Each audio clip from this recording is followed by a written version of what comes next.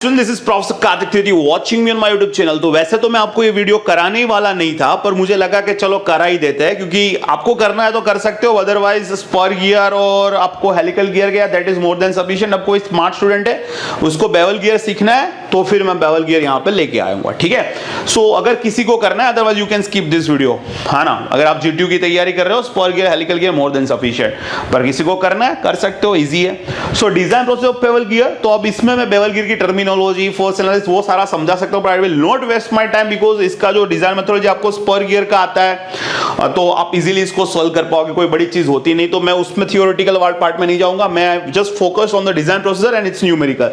तो हमें किस तरीके से डिजाइन प्रोसीजर करेंगे बेवल गियर के अंदर, तो हमें ये देखो यहाँ पे जो बीम स्ट्रेंथ रहेगा उसका इक्वेशन रहेगा M B sigma B Y into 1 minus B upon A zero रहेगा, है ना। अब देखो b बाय ए जीरो है, इसको हम बोलते हैं बेवल फैक्टर। क्या बोलते हैं? ए 1 माइनस बी बाय ए जीरो, इसको हम बोलते हैं बेवल फैक्टर। अब ये b और ए जीरो कैसे ढूंढ पाएंगे हम? तो कभी कभी क्या होगा कि आपको मान लो कि हमें सबसे पहले, चलो b आपको दे के रखा होगा, है ना। b मान लो कि आपको न्यूमेरिकल के अंदर दे के रखा है, सो नो प्रॉब्लम।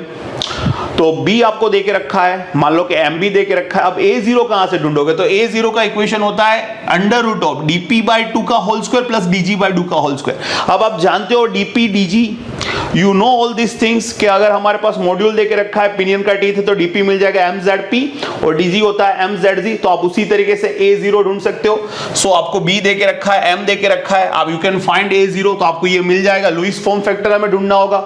अब लुईस फॉर्म फैक्टर हम कैसे ढूंढेंगे? देखो बच्चों समझाता हूं। यहां पे आपको अगर लुईस फॉर्म फैक्टर ढूंढना है तो सबसे पहले आपको यहां पे एक चीज समझनी होगी। जैसे हेलिकल गियर में हेलिक्स एंगल आता था, इसी तरह यहां पे एक एंगल आता है, उसको बोलते हैं पिच एंगल, जिसका सिंबल होता है गामा। अब पिच एंगल कैसे निकालोगे आप? तो tan gamma equal to ZP upon ZG, इस फॉर्मूला का यूज करना है, और you can use gamma equal to tan inverse ZP upon ZG, इसका यूज करके आपको पिच एंगल निकालना है, ठीक है। फिर उसके बाद आपको यहां पे वर्चुअल टीथ फाइंड करना है, जैसे हम हेलिकल गियर में करते थे। तो यहां पे वर्चुअल टीथ का इक्वेशन आएगा ZP dash equal to ZP upon cos gamma. तो अब गामा आपने यहां से ढूंढ लिया होगा, कैसे? तो tan gamma equal to ZP upon ZG का यूज करके आपने ढूंढ लिया होगा।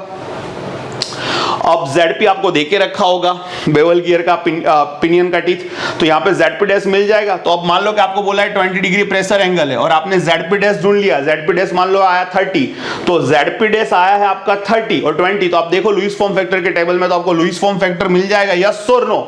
सो यहाँ पे हमें लुईस फॉर्म फैक्टर मिल जाएगा। वाई? बेंडिंग स्ट्रेस हमें हो तो पता है क्या होता है, बेंडिंग स्ट्रेस हमें लेता है ultimate divided by 3, so we know that bending stress ultimate divided by 3। B आपको देके रखा है, एम आपको देके रखा है, ऐसा हम सोच के चलते हैं, so we can find out by this way. अब और एक चीज, मान लो कि आपको मान लो कि एम ढूंढना है, एम आपको ढूंढना है। एक न्यूमेरिकल ऐसा भी आएगा कि जिसमें आपको ढूंढना है, you have to find the module.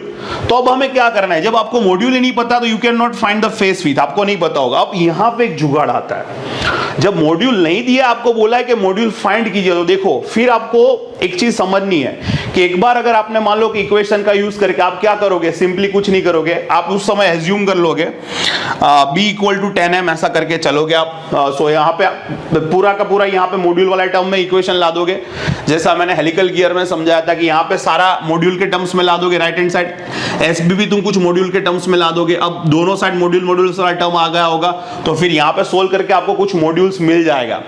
तो आप कैसे फिर फेस विड्थ फाइंड करोगे? तो जो भी आपको मान लो कि मिला है 5, तो b इक्वल टू 10 इंटू 5, तो फेस विड्थ हो जाएगा आपका 50। पर यहाँ पे एक जुगाड़ आता है, आपको फेस विड्थ कौन सा लेना है? तो आपको b इक्वल टू 10m करो, अगर मॉड्यूल 5 मिला है तो b इक्वल टू हो जाएगा 50, और फिर आपको b दूसरा भी इक्वेशन यूज करना है। कब? जब आपको m नहीं दिया है। अगर आपको फेस विड्थ देके रखा है, m देके रखा है, तो face width b equal to 10m लेके ही चलना है।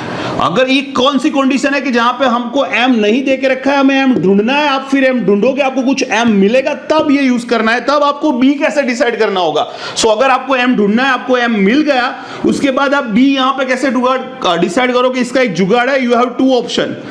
एक तो आपको b इक्वल टू 10m ले लो, मान लो कि m 5 मिला है, तो b हो जाएगा 10 इंटू 5 50। अब यहां पे आपको b 50 लेके नहीं चलना है, अभी एक आपको दूसरा रास्ता भी करना है, you have to take b equal to a0 by 3। तो आपके पास a0 होगा यहां से ढूंढ लोगे आप कौन डिस्टेंस, मॉड्यूल मिल गया है तो मॉड्यूल मिल गया होगा, ZP ZG देके देख रखा हो तो DPDG मिल जाएगा, A0 ढूंढ लोगे। फिर आपको क्या करना है, ये भी यूज करना है, A0/3। अब मान लो कि इसका यूज करके B आ रहा है 50, इसका यूज कर आ रहा है 33.33, तो आपको जो स्मॉलर आएगा, विच एवर इज स्मॉलर, आपको वो फेस विड्थ लेना है और वही आपका फेस विड्थ बनेगा। सो ये कब होगा, जब आपको मॉड्यूल देके रखा है फेस विड्थ, तो आपको कोई टेंशन नहीं ले, जब आपको मॉड्यूल देके रखा है, फेस विड्थ देके रखा है, आपको ये खुद सोचना ही नहीं है। ये कब सोचना है, जब आपको मॉड्यूल और फेस विड्थ नहीं देके रखा, आपको ढूंढना है, यू नीड टू फाइंड, है ना। तो आपने कुछ m फाइंड करोगे, उसके हिसाब से आपको जब b डिसाइड करना होगा, so you have to use this two equation, उस दूसरे दोनों इक्वेशन का यूज करके b फाइंड करना होगा, और जिसकी वैल्यू स्मॉलर होगी you have to take that as a b। समझ में आ गया। चलो फिर यहां पे आप बोलोगे सर बीम स्ट्रेंथ हो गया क्लियर। अब वियर स्ट्रेंथ का इक्वेशन क्या आएगा, तो यहां पे वियर स्ट्रेंथ होगा 0.75 BQ TPK upon cos gamma. अब सारी चीजें आपको पता है। अब यहां पे एक चीज समझना होगा, सर Q क्या आएगा यहां पे, तो देखो ये समझ लो यहां पे Q हम कैसे फाइंड करेंगे, how to find out the Q। तो Q का इक्वेशन ये रहेगा हमारा 2ZG upon ZG plus ZP tan gamma, ठीक है, ये याद रखना।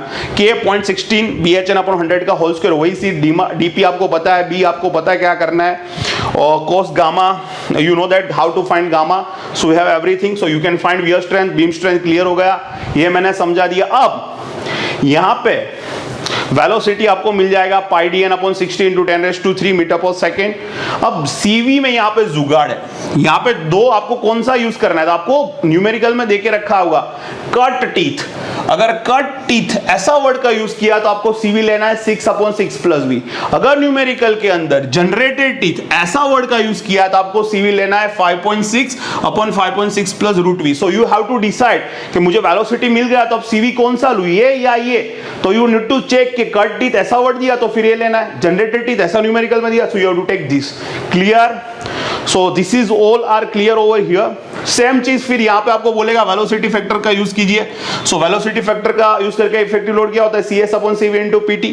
बकिंगहाम बोले तो बकिंगहाम का भी आपको इस तरीके से करना है, P effective CS PT plus PD। और इसका इक्वेशन पर गियर के जैसा ही आप देख लो, कोई फर्क नहीं है। So I will not go for dynamic load का इक्वेशन। अब यहां पे एक ही चीज डिफरेंट आएगा, होगा एरर। तो यहां पे जो अब तुम एरर फाइंड करोगे वो पर गियर वाला टेबल यूज नहीं करोगे, ग्रेड वाला। यहां पे दूसरा एक एरर वाला टेबल आएगा जिसमें मॉड्यूल और क्लास ऐसी दो चीज देके रखी होगी, उसके हिसाब से हमें एरर फाइंड करना होगा। वो आप मेरे पे छोड़ दो, मैं न्यूमेरिकल बताऊंगा तो समझ में आ जाएगा कैसे करना है। सो बस दैट्स इट। और हमें पता है बीम स्ट्रेंथ हम क्या लेते हैं, P effective into factor of safety. Wear strength क्या लेते हैं, P effective into factor of safety. तो ये सारी चीजें अब एक न्यूमेरिकल गनाता हूं तो आपको समझ में आ जाएगा। सो चलो न्यूमेरिकल गिन के इसको समझते हैं सारी चीजों को।